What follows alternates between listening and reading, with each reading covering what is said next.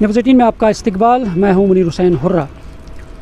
آج جموں کشمیر کے وزیر اعلیٰ عمر عبداللہ نے نیوز 18 کو ایک انٹرویو میں کہا ہے کہ آرٹیکل 370 کے ایبروگیشن کے بعد جموں کشمیر میں جو حالات ہیں وہ بہتر ہوئے ہیں، بلکہ انہوں نے کہا کہ تبدیلی بھی آئی ہے۔ یہ بھی انہوں نے کہا کہ جو علیحدگی پسندوں پر قدغن جس طرح ہوئی ہے اور اس سے صاف ظاہر ہوتا ہے کہ جموں کشمیر کے حالات بدل گئے ہیں۔ اس پر ہمارے ساتھ بات کرنے کے لیے PDP کے سینئر لیڈر آغا سعید منتظر مہدی ہمارے ساتھ موجود ہے۔ آغا صاحب، جس طرح عمر عبداللہ نے آج کہا ہے کہ آرٹیکل ہٹنے کے بعد حالات بہتر ہوئے ہیں، تبدیلی آئی ہے، تو PDP کا کیا ریئیکٹ ہے اس پر؟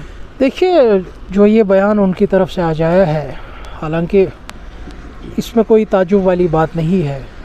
یہ بیان آنا تھا کیونکہ اقتدار نیشنل کانفرنس کو حاصل ہوا ہے۔ وہ اقتدار کے حصول کے بعد ہمیشہ یہ روایت ان کی رہی ہے کہ وہ دلی کی گود میں بیٹھتے ہیں۔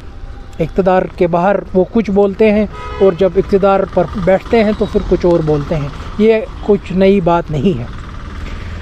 جہاں تک دلی یہاں کے معاملاتوں کی بات ہے، کشمیر کے معاملات جو ہیں وہ وہی ہیں۔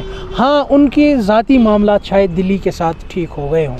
کل ہی ان کو برانڈ ایمبیسڈر بنایا گیا فٹنس کے حوالے سے۔ اب وہ لوگوں کو بولیں گے کہ کاربوہائیڈریٹ کتنا کھانا ہے، فیٹ کتنا کھانا ہے، بیلنس ڈائٹ کیا ہے، اس پر اب وہ گیان دیں گے لوگوں کو۔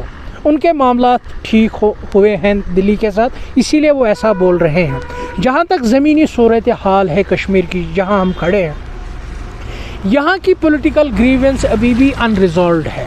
یہاں کی جو پولیٹیکل بے چینی ہے وہ بھی جو کی تو ہے، جو 4 اگست 2019 کو تھی وہی آج بھی ہے۔ ہاں، حالاتوں کو آج دلی والوں نے قابو میں کیا گیا ہے، حالاتوں کو کنٹرول رکھا گیا ہے۔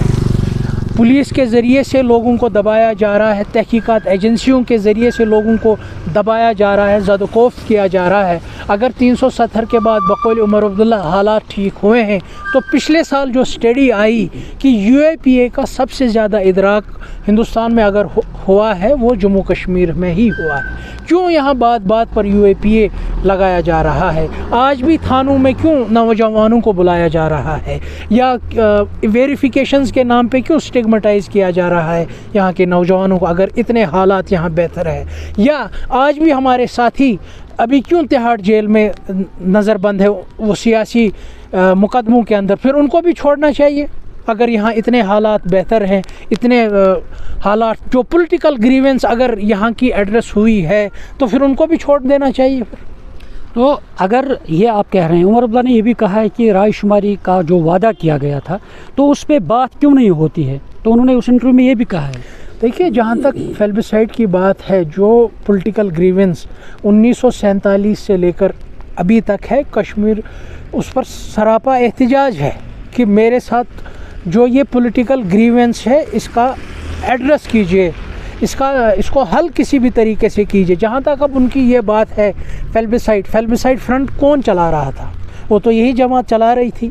اسی جماعت نے فیلبسائڈ کو ترک کر کے کوئی دوسرا راستہ اپنایا کشمیریوں نے، تو آج بھی وہ کہہ رہے ہیں 370 کے ایبروگیشن کے بعد بھی وہ کہہ رہے ہیں جو یہاں کی سیاسی بے چینی ہے، پولیٹیکل گریونس ہے، اس کو تو ایڈ کیجئے۔ کشمیریوں نے تو یہ نہیں چھوڑا ہے کہنا کہ جو یہاں کی پولیٹیکل گریونس ہے وہ ایڈریس ہوئی ہے، وہ تو آج بھی احتجاج کر رہا ہے کہ جو پولیٹیکل گریونس یہاں ہے کشمیر میں اس کا کوئی ازالہ ہونا چاہیے۔